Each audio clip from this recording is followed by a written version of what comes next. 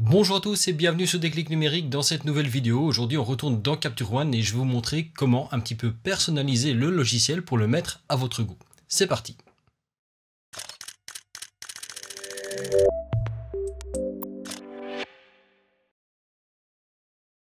Alors petite précision quand même, ici je suis sur la dernière version du logiciel, c'est-à-dire Capture One 21 qui est sorti il y a quelques semaines. Donc vous pourriez avoir des petites différences, ça n'empêche que tous les éléments que je vais vous montrer ici, en tout cas les possibilités de personnalisation sont présentes déjà depuis plusieurs générations. Donc s'il y a 2-3 petites différences et que vous n'avez pas la dernière version, ne vous en étonnez pas. Pour commencer, bien évidemment, je me suis remis dans l'espace de travail de base, c'est-à-dire la configuration de Capture One tel qu'il vient quand vous l'avez installé pour la première fois. Et on va voir comment un petit peu personnaliser tout ça. La première chose à savoir, c'est que Capture One est vraiment très personnalisable. Vous allez pouvoir déplacer des outils, créer des panneaux d'outils, changer la visionneuse, quelques éléments de la visionneuse, etc. On va voir tout ça. Et tout ça, vous allez pouvoir le gérer grâce aux espaces de travail. C'est-à-dire que vous allez pouvoir prévoir une configuration, la sauvegarder et la rappeler quand vous voulez. Éventuellement en avoir plusieurs ou simplement utiliser celles qui sont déjà prévues. La première chose à voir est donc comment utiliser les différents espaces de travail qui sont fournis à la base. Pour ça, c'est pas compliqué, il y a le menu fenêtre. Dans le menu fenêtre, vous avez le menu déroulant espace de travail et là-dedans, vous avez tout ce qui permet de gérer les espaces de travail. Donc, sauvegarder un espace de travail dans le cas où vous avez une configuration qui vous plaît et que vous voulez la rappeler plus tard. Vous avez la possibilité de supprimer un espace de travail dans le cas où vous en avez un dont vous n'avez plus besoin et que vous voulez supprimer. Vous avez ensuite les différents espaces de travail qui sont fournis par défaut. Donc par défaut, simplifié, mariage, double moniteur, immigration. Ceux-là, ils sont fournis avec Capture One. Et enfin, en dessous, vous avez ceux à ce moment-là que vous avez créés vous-même. Donc par exemple, moi, j'ai une configuration double écran et j'ai une configuration déclic numérique, celle que j'emploie notamment pour tourner les vidéos. Comme dit au début, l'espace de travail que vous avez par défaut, donc celui que vous voyez là pour l'instant à l'écran, c'est l'espace de travail par défaut. Si je sélectionne, vous voyez à ce moment-là que j'ai la même configuration qui apparaît avec les outils à gauche, avec les différents onglets qui se trouvent à gauche, une barre d'outils au-dessus. Vous avez la liste des photos à droite et vous avez la partie vue de la photo et édition qui se trouve au centre. Maintenant, vous pouvez décider de tester un autre. Par exemple, si vous venez de Lightroom, le plus simple, c'est peut-être de commencer par aller dans Fenêtre, Espace de travail et de prendre la version Migration. L'espace de travail Migration vous propose quelque chose qui est plus proche de l'espace de travail de Lightroom. Alors, c'est pas tout à fait la même chose, bien évidemment, mais vous allez déjà vous y retrouver un petit peu niveau position. Vous retrouvez à ce moment-là les outils qui sont à droite, les séries de photos en bas et la partie édition qui se trouve au milieu. Et vous avez à ce moment-là les différents menus principaux qui sont plus ou moins organisés dans le même ordre d'idées que vous allez pouvoir les retrouver dans Lightroom. Alors si vous venez de Lightroom, moi je vous conseillerais peut-être même de ne pas employer la version migration, déjà parce que ça va vous permettre de vous familiariser avec Capture One, mais surtout de réfléchir à ce que vous utilisez et d'aller le mettre simplement à l'endroit où vous préférez.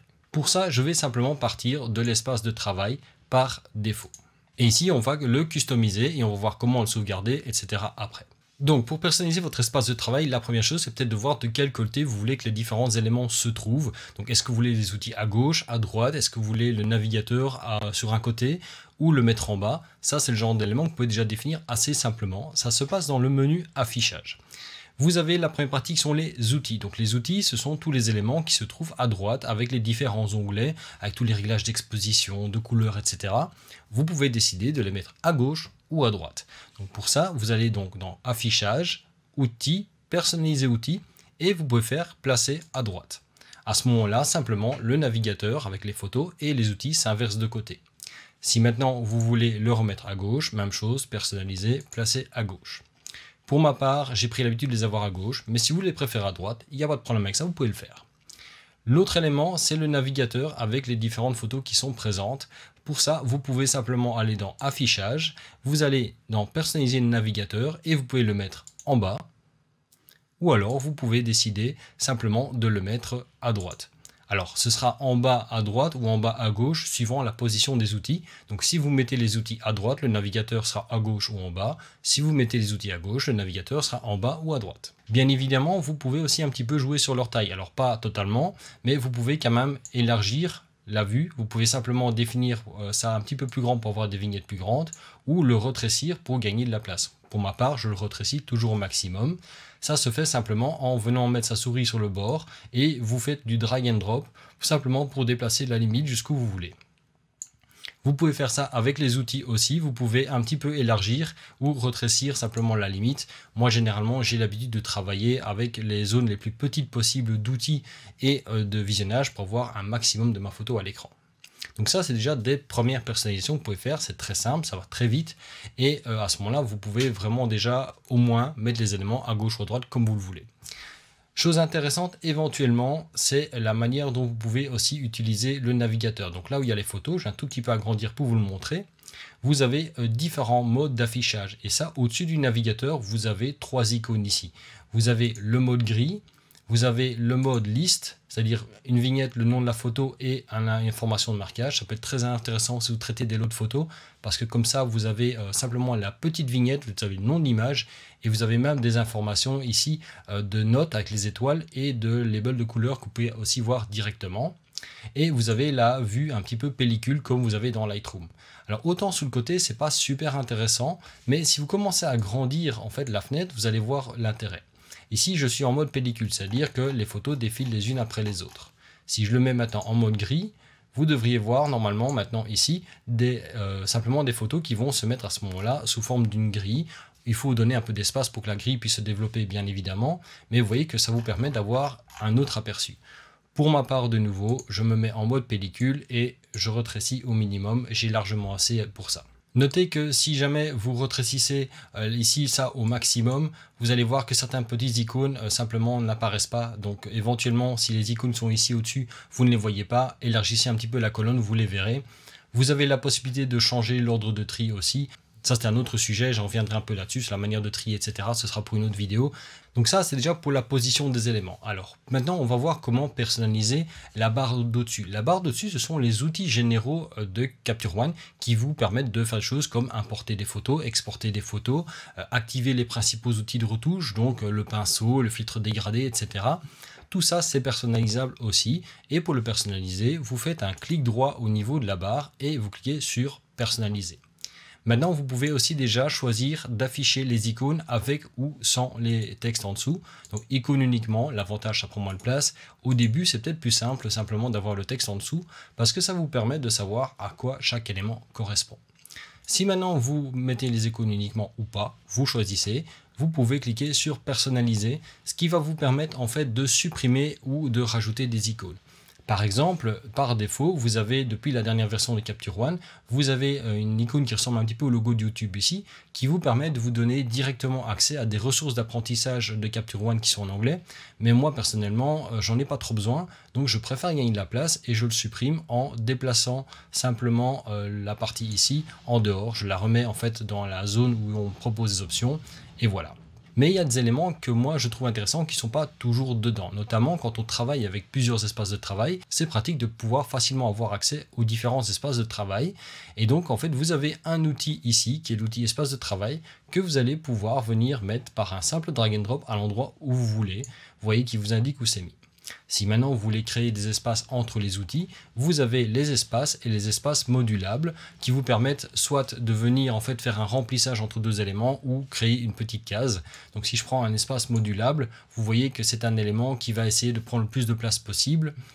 Si maintenant je prends un espace, en fait c'est l'espace d'un icône qui va simplement se mettre et ça vous permet comme ça d'un petit peu séparer les éléments. Ça de nouveau c'est à vous d'un petit peu expérimenter et de voir ce qui vous intéresse.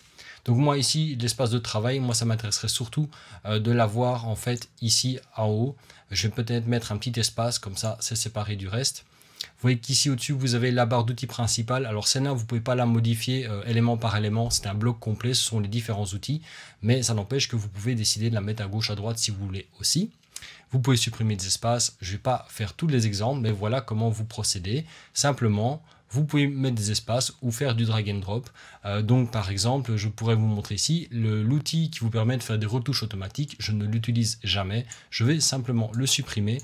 Je vais enlever les deux espaces qui sont mis avec et vous voyez qu'automatiquement celui-là, l'espace ici, le grand espace, vient se mettre automatiquement comme il faut pour remplir. Je clique sur terminer et maintenant j'ai personnalisé ma barre d'outils et vous voyez que du coup j'ai maintenant cette icône ici qui va me permettre de directement accéder à mes différents espaces de travail. Si maintenant cette barre d'outils ne vous intéresse vraiment pas, si vous ne voulez pas l'avoir et vous travaillez uniquement au clavier et que vous voulez gagner de la place, vous pouvez également totalement la faire disparaître en allant dans affichage barre d'outils et vous décochez barre d'outils et elle disparaît complètement. Vous gagnez de la place à l'écran et donc si vous êtes habitué au raccourci clavier et que vous n'avez pas besoin de ces icônes là, pas de problème, vous pouvez simplement le masquer. Même chose pour l'afficher, vous allez dans affichage et vous cochez simplement barre d'outils et elle apparaît exactement comme elle était avant. Avant de parler de la personnalisation des outils, on va juste voir comment personnaliser la visionneuse parce qu'il y a quand même 2-3 choses que l'on peut faire avec. La première chose, par exemple, c'est que vous pouvez changer la couleur du fond. Alors ça peut être intéressant aussi parce que ça va dépendre grandement aussi du type de photo que vous voulez visualiser. Je pense que c'est depuis Capture One 20 que l'on peut maintenant simplement faire un clic droit sur le fond ici et de voir un fond noir, un fond sombre, et vous pouvez choisir comme ça en fonction de la photo que vous affichez. Vous pouvez également travailler avec un bord autour de la photo. Vous avez le petit icône ici, la marge visuelle, qui vous permet d'activer ou désactiver un bord autour de votre photo. Pour ma part, je le laisse toujours parce que ça permet de détacher la photo du reste et au moins ça me permet de voir sa photo dans son ensemble. Mais quand vous cliquez dessus, vous avez à ce moment-là plus de bord autour de la photo. Bon, quand vous zoomez, de toute façon, ce bord est toujours présent aussi. Donc ça vous permet simplement d'avoir un moyen d'un petit peu détacher la photo du reste, de détacher la photo de l'environnement de travail pour y voir plus clair. Moi j'apprécie beaucoup cette option là tout simplement parce que je trouve que ça permet d'y voir plus clair au niveau de la photo. Alors l'option n'est pas présente ici mais vous pouvez également changer la taille de la bordure. Pour ça vous devez aller dans modifier, préférences.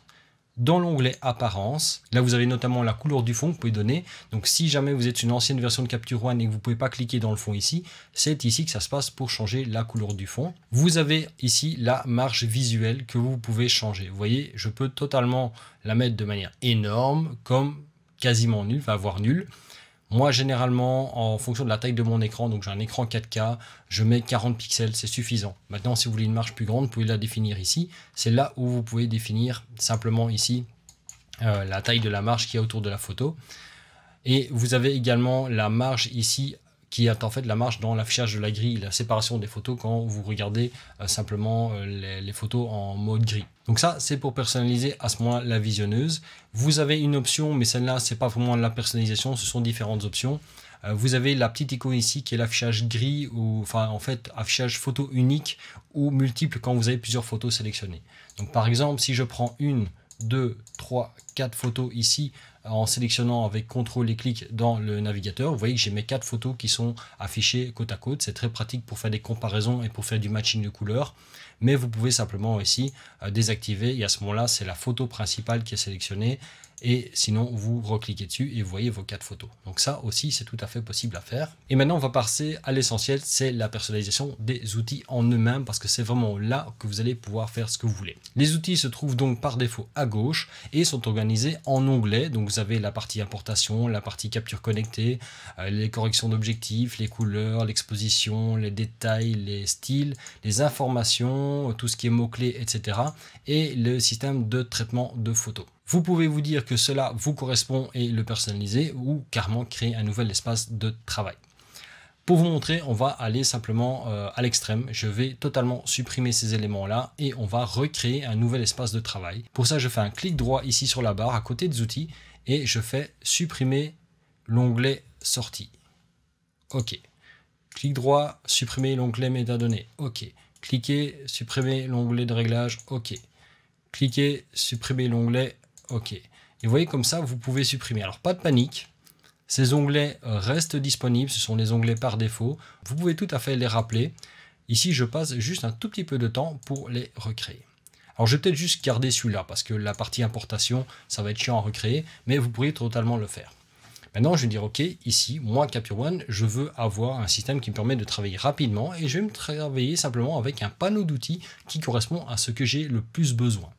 Donc, maintenant, je vais faire un clic droit ici et je vais faire simplement ajouter un onglet d'outils et personnaliser onglet outils.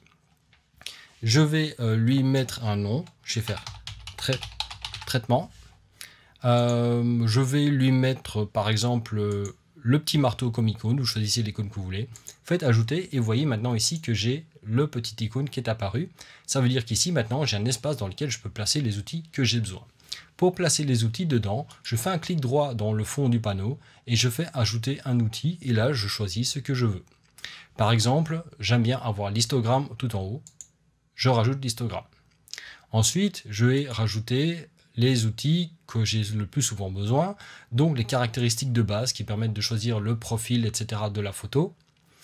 Je vais prendre ensuite la partie balance des blancs. Ensuite, je vais prendre l'exposition. En fait, vous voyez, je fais toujours la même chose, hein. Je fais un clic droit, ajouter un outil, et je vais sélectionner celui que j'ai besoin. Ensuite, je vais prendre le panneau HDR qui me permet d'avoir les hautes lumières, les ombres, etc. Je vais enfin prendre ici, encore prendre la partie clarté. Non, d'abord correction du voile. Correction du voile, vous l'aurez peut-être pas si vous n'êtes pas sur la dernière version. C'est apparu avec Capture One 21. Ici, j'ai la partie aussi maintenant clarté qui m'intéresse. Je voudrais prendre aussi éventuellement la partie netteté. Voilà. Et encore la partie vignettage. Voilà. Et vous voyez qu'ici, en quelques clics, je me suis fait un panneau sur les principaux outils que j'utilise. Donc, par exemple, vous pouvez vous dire que vous créez un espace de travail qui va être un espace de travail simplifié que vous employez pour des photos banales parce que vous avez besoin d'énormément travailler, où vous avez finalement dans un panneau ici tout ce que vous avez besoin.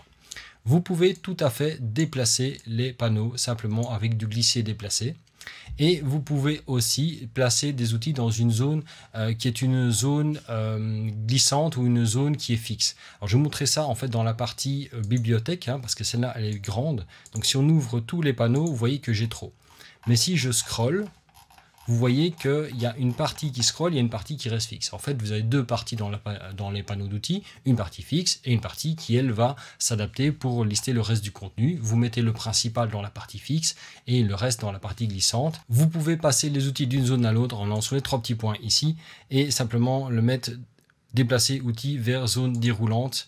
Et vous pouvez également simplement faire l'inverse après ici, le mettre dans la partie déplacée vers la zone fixe et comme ça ils seront toujours visibles. Bon, forcément si vous mettez tout dans la zone fixe vous aurez toujours une barre déroulante qui va apparaître, mais l'idée c'est comme ça. Par exemple vous pourriez vous dire ici que vous mettez la partie des options des outils en plus, donc par exemple ajouter un outil éditeur de couleurs.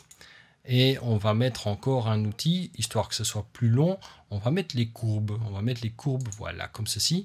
Et vous voyez que là, je commence à avoir trop de choses. Je ne sais pas tout afficher en même temps, je n'ai pas la place. Il ferme automatiquement des éléments pour garder de la place. Donc ce que je vais faire, c'est que je vais faire ici, sur les courbes, je vais cliquer et mettre dans la zone déroulante. Je vais prendre l'éditeur de couleurs et je vais le mettre déplacé dans la zone déroulante. Et maintenant, quand ceux-ci sont ouverts, vous voyez que ça ne change pas la partie au-dessus.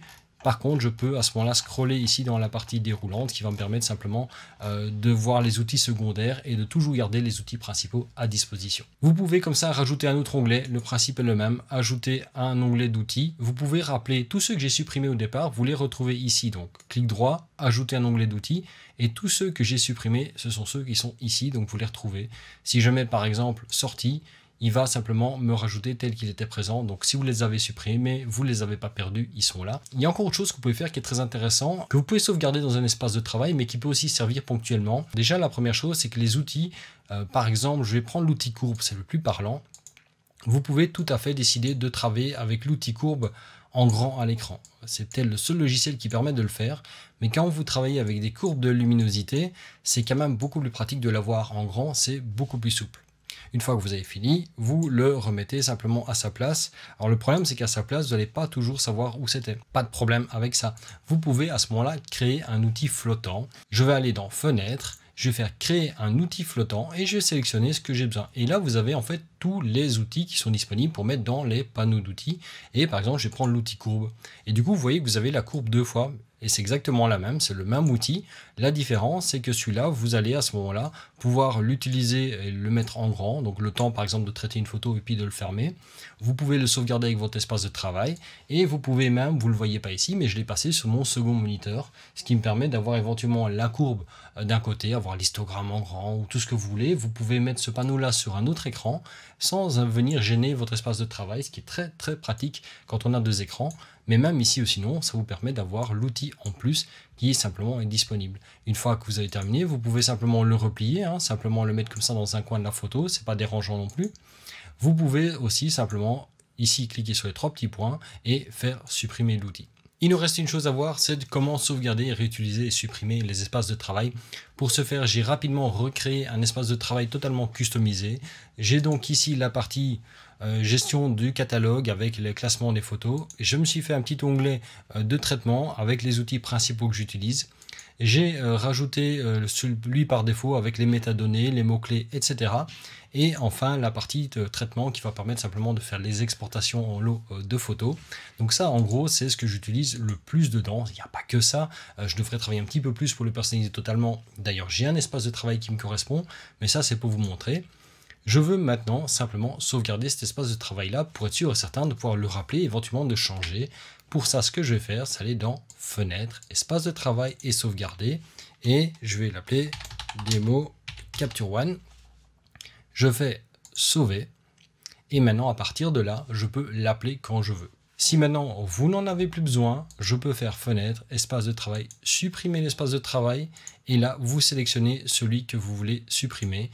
Vous faites Supprimer et le tour est joué. Et maintenant que j'ai customisé mon espace de travail, je peux tout à fait revenir à l'interface de base en allant dans Fenêtre, Espace de travail par défaut. Je reviens à ce moment-là à la version d'origine avec les interfaces telles qui sont fournies par Capture One dès le départ. Et quand je veux revenir à mon espace de travail à moi, je vais sur Espace de travail. Je vais changer ici pour Démo Capture One et je retrouve celui que je viens de créer. Comme vous le voyez, Capture One est extrêmement personnalisable. Vous pouvez vraiment bien travailler l'interface pour la faire correspondre à vos besoins et pas forcément la subir. C'est pas forcément l'interface qui de base est la plus facile à utiliser, tout simplement parce que c'est un logiciel qui vient vraiment d'un monde un peu particulier, du monde du studio, du ultra professionnel, et c'est pas forcément l'ergonomie qui était la partie principale du logiciel. Ça s'améliore énormément de version en version, mais une fois que vous l'avez pris en main, que vous commencez à le mettre à votre sauce, vraiment Capture One permet de faire des choses géniales et surtout de le mettre à votre main, et ça c'est vraiment quelque chose que je trouve très intéressant. Ça demande un petit peu de travail, ça demande de savoir ce que vous voulez, mais vous pouvez totalement le personnaliser.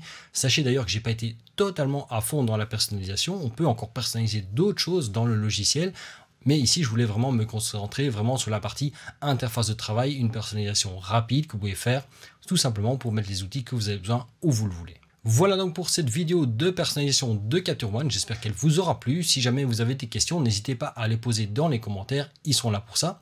Quoi qu'il en soit, cette vidéo vous a plu, comme d'habitude, likez-la, commentez-la, partagez-la. N'hésitez pas à vous abonner à la chaîne, d'activer les notifications. Vous pouvez me suivre sur Facebook via la page Facebook de Déclic Numérique. Il y a le compte Twitter de Déclic Numérique et mon compte Instagram. Vous retrouvez les liens à tout ça à la fois dans la description de la vidéo, mais aussi dans la bannière de la chaîne. Et sinon, moi je vous dis à la fois prochaine pour une nouvelle vidéo sur Déclic Numérique.